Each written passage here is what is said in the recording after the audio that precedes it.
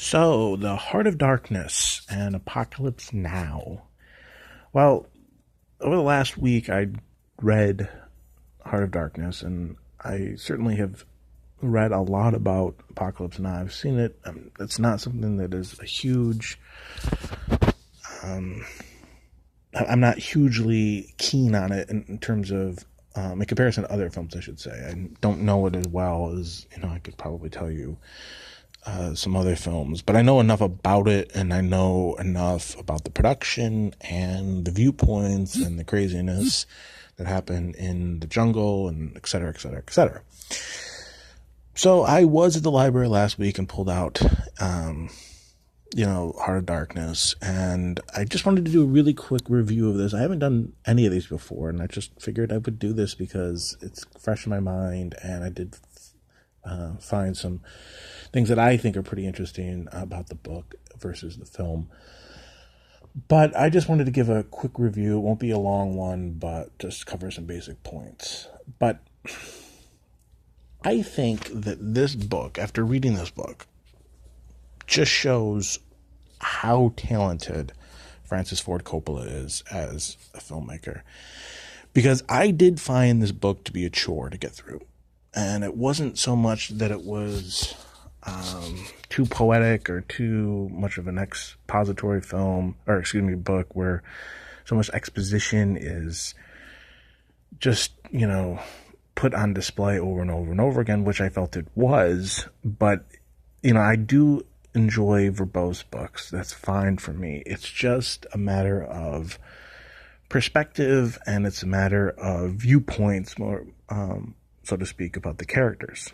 And what is really in particular about that is that Marlowe, the main character, the one that is analogous to Martin Sheen's character in Apocalypse Now, I just didn't feel that he had really any stakes in this mission that he's sent at the beginning of this book up this river in the Congo to find ivory.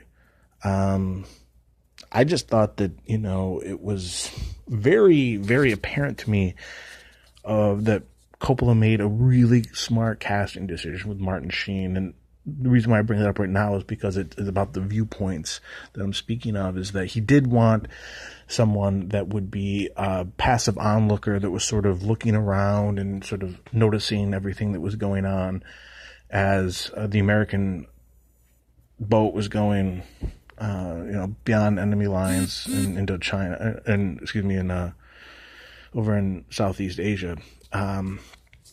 So the reason why I bring that up is because there's no stakes, I felt, that were as particularly alluring as the film, where Sheen's character starts off and we see him really dealing with some post-traumatic stress disorder and going really to the brink of madness, needing to get back out there in the war zone because his mind was unable to turn off, this hypervigilance that, the emotional scars that he was going through. So we see that. It's right at the beginning of the film, and we see that that he's dealing with a lot, and that makes it very interesting that, he finds this mission that he has to go and find Captain Kurtz and, exterminate him with extreme prejudice, as I like to say. But in the book, the Marlowe character, he, it was expressed and it was stated that he had, a real desire for adventure, but the level of the stakes just weren't there that I thought immediately made the book more interesting, the film much more interesting.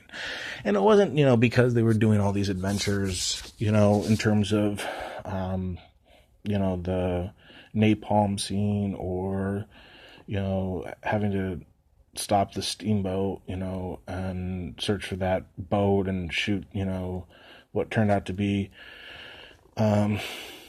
civilians that, were not smuggling arms to the Viet Cong and all that kind of stuff. It just was that in the book, that Coppola, I want someone that's a passive onlooker. Well, he's passively looking towards things that he has really no stake in, I felt, or that it wasn't enough of a backdrop of the insanity of where he's starting off with, coming out of these wars zones and going into a perpetually darker realm where his mind is already set to be that dark.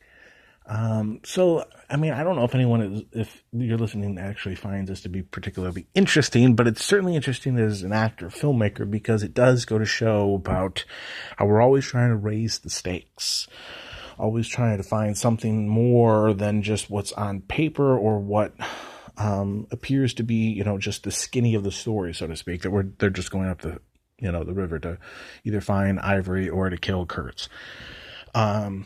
But getting back to the casting choice, I mean, I just thought that was absolutely brilliant that Coppola did, in fact, fire Keitel, who I love as an actor, and put Sheen in to keep that passive onlooker status going, because he once said in an interview that, Keitel was so magnetic that the focus was on him. He comes from that school of acting. He wanted Sheen to be more of this, just sort of noticing what's going on, a passive onlooker, someone that's very much stuck in their own head. But that was the thing. Marlowe was stuck in his own head, it seemed, in the book. But there was not anything interesting going on in his head, I guess, is the thing that I thought was so much far superior about the film adaptation than the actual book, is that this passive onlooker really does have a man versus himself going on. And this Marlowe thing, I guess it was, his dream, his goal to, go into the Congo to do this, or this river. But there just wasn't enough stakes, as I said. But, it just goes to show how Coppola, I guess, or John Milius could, strategically place this screenplay while honoring many of the facets of Heart of Darkness, but certainly I think make it a much more improved narrative. Just as a story, I know it's hard to sometimes compare different mediums, but I just thought that was absolutely brilliant in adding that element and then casting him while honoring, the original intention of Marlowe, but albeit making it more interesting for the viewer.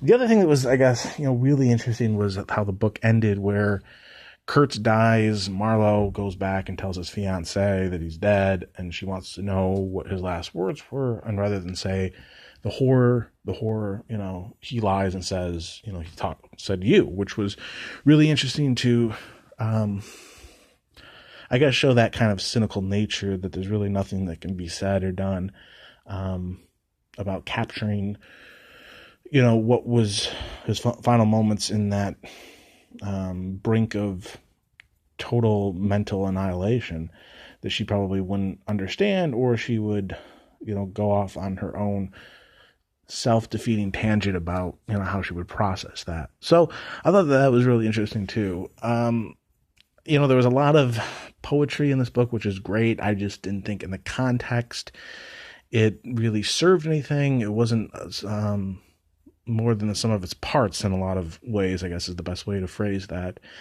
But, I think that the general premise of this book was really a great catalyst for inspiring Milius and Coppola to do a film based in Vietnam, and to have those core intangibles there, I thought were really interesting. I would recommend reading Heart of Darkness, just because you can scratch it off on one of your top 100 books, you should read before you die. But also, it would go to show you, I guess, if you also watch Apocalypse Now, and I would recommend that. You should read this and then watch it sometime shortly thereafter.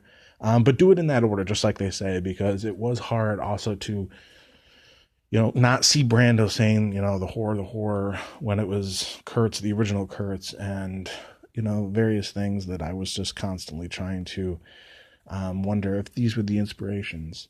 So, read Heart of Darkness, watch Apocalypse Now, and maybe in the future I'll do another one of these. Thanks.